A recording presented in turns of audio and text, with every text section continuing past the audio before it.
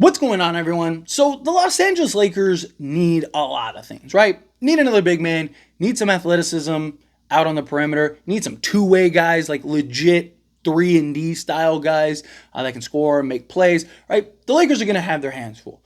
Still got to figure out the coach, although JJ Redick, right? Come on. We all know it's going to be JJ Redick at this point. We might as well just accept it. But let's just let's pretend like it's not going to be JJ Redick, but they got to figure out the coach. They got to find out their coaching situation, right? And then round out the roster. Are they going to go get another star? What are they going to do, right? A lot of possibilities here. Now, one of the things, or I guess two things that these playoffs have really shown us, but I've already talked about one particular thing, and that is just like the two-way versatile wing defensive guys, right? Like defense has really stood out this playoffs, right? It's always kind of been a thing. And then you had like last year where like Denver kind of broke the mold, right? It's like they were like one of the worst defensive teams to win a championship in the last like 30 years or whatever it was, right? Like it was a rare outlier. Usually the team that wins a championship are at least top 10 defense, something like that, right? And you're seeing that being even more apparent. Like Minnesota defense was swarming, and it's what ended up helping them beat Denver, because they can't really score a lot. Like their offense has been a real question mark. Dallas has just been fantastic defensively, right?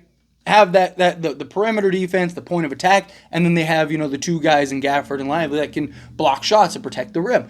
You're seeing defense really be highlighted. But another big thing that we've seen, particularly with Dallas more than anything, but we have seen it kind of throughout, is closing, right? It was a big problem for the Lakers. It's been a big problem for a lot of teams. Most of these playoffs this year have been very close. Like even the teams that have gotten swept, even the teams that have lost in like 5 or whatever, like the games for the most part have been pretty close. And a lot of it has came down to the stretch, more particularly in the West than the East. But there have been a lot of like series and matchups where they've been close. It's just, can you close down the stretch? I mean, even like the recent Boston and Indiana series, right? Like you look at that and it's a lot of like Indiana should be winning that series in all honesty, right? Because I mean, you just look at those games, how close they were, how many times they were winning late in those games. So it's just kind of like, but more than anything, you're seeing heavily in the Dallas series, right? And you got to give the Mavs a ton of credit, and particularly like just the way that they kind of emerged, right? Like they weren't looked at as like this powerhouse that they've been, right? They really have. Like as weird as like that term might sound for Dallas, they have. I mean, they've been the best closing team in the league. They got 2 superstars that can close better than anybody. There's talks already about, are they the best offensive backcourt in history? Which I don't really think so, but I think there's an argument that they're up there. But nonetheless, however you feel about that, it talks about that. The defense has really emerged and just been great. I mean, they've been like clamps, doing an excellent job out on the perimeter. Derrick Jones Jr. has really emerged, and this was a guy that was just basically sitting on the pine for years on, what was it, like Chicago, Miami? Like, he was just basically just like a bench warmer for a long time, and then found his spot and his stride with Dallas and has been killing it, right? You got rim protection and hustle and rebounding and Lively and Gafford. They give you different looks, like the lob threats. They are just very well balanced, but they can close.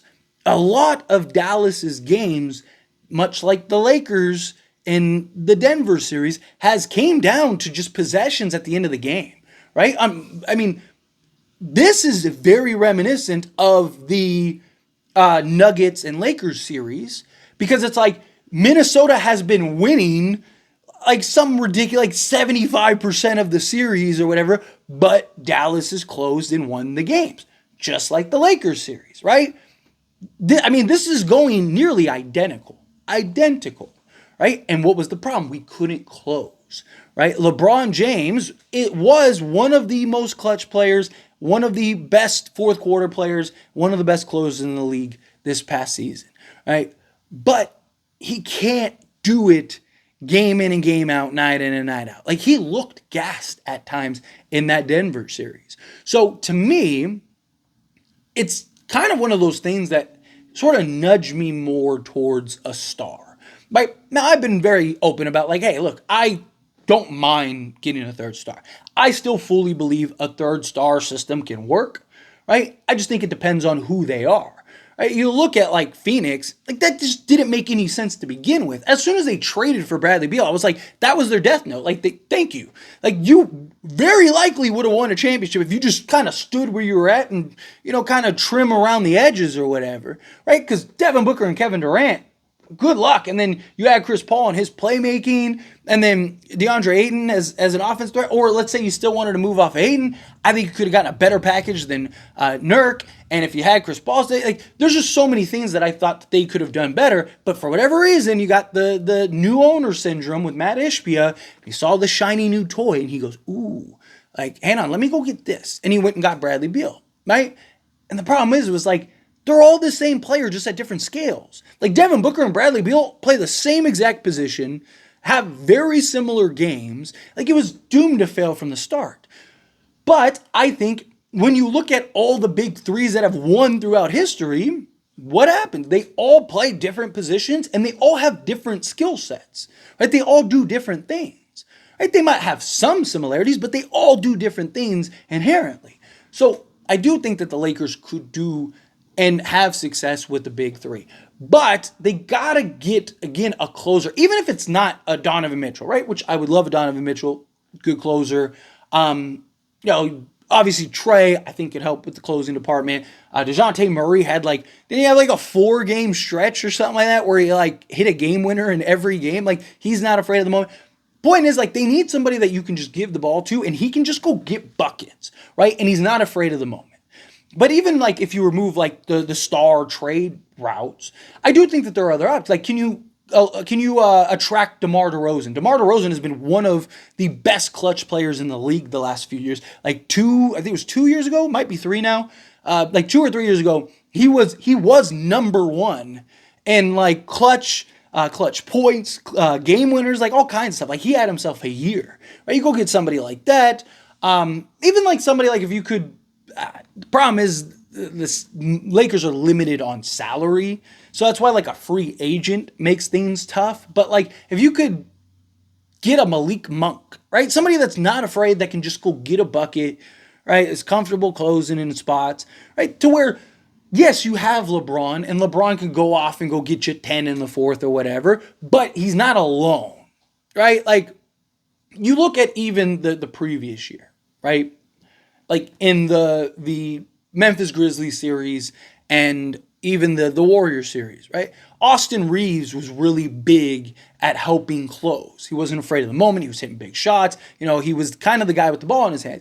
And you saw that a little bit in the Denver series, but we just couldn't get over the hump. And then in this Denver series this year, right, he kind of didn't come back around till it was too late.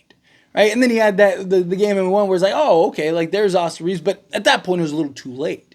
Right? So if you get somebody that can kind of do that and help with the closing department, because more likely than not, you're going to see similar results next season.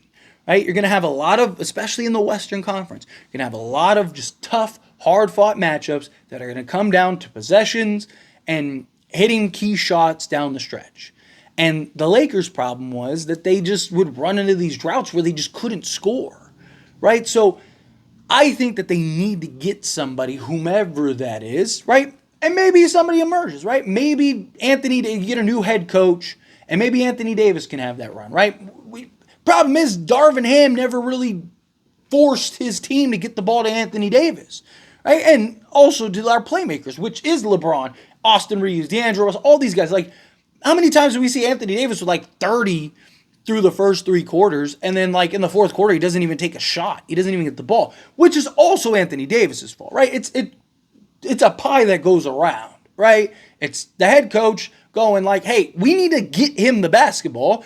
It's the playmakers and the people that are on ball going, hey, we need to get him the basketball, and it's on Anthony Davis to go, hey, you need to get me the basketball, right? So there is blame to share around, but to me, like, that's a big head coaching thing. Like, dude, get your star the ball. And even LeBron's talked so much and so heavily about how, like, hey, Anthony Davis is the guy, he needs to be the guy, da-da-da.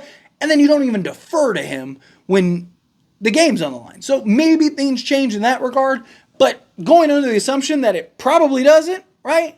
I think you need somebody that will have the ball, that can take over. It's why another reason why I kind of, again, lean towards another star, where it's like, okay, Donovan Mitchell, he's probably going to have the ball in his hands. DeJounte Murray's probably going to have the ball in his hands. Trey is probably going to have the ball in his hands. Like, a lot of these guys are going to have the ball in their hands because they're not big men that require setup. They're guards that can just take the ball and go, right? And don't have to wait. Don't have to like, oh, hey, here, give me the ball, right? Like, it's a guy that could just, hey, here we go, ball, and just take off and go, right? That might be very valuable in and of itself. But those are kind of like the big things that have really stood out to me, in my opinion, in these playoffs. Obviously, again, defense, switchability, athleticism out on the perimeter, and then big factor in just clutch, like having guys that can close down the stretch, guys that aren't afraid of the moment.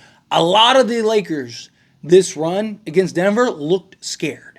Austin Reeves, Rui Hachimura, D'Angelo Russell at times, like a lot of these guys looked scared. And Denver, they did it. Michael Porter Jr. turned into prime Klay Thompson, right? Yeah, KCP had some shots. Aaron Gordon was getting everything, swallowing everything up. Pause. Like, it's just, you gotta get.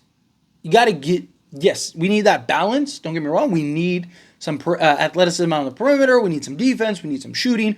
We need a lot. But we also need somebody that can close. We need somebody that's not afraid of the moment, that can step up and not just be so LeBron reliant. But again, however you feel, whatever your thoughts are. Do you agree with me? Disagree with me? Are you somewhere in between? However you feel, love to hear it. Let me know down in the comments below. That being said, if you haven't liked this video, hit that like button. Helps me a lot. Helps me enjoy these types of videos, and I truly appreciate it. Not subscribe to the channel, hit that subscribe button. Turn on the bell notifications. Appreciate y'all. See you in the next one. Thank you.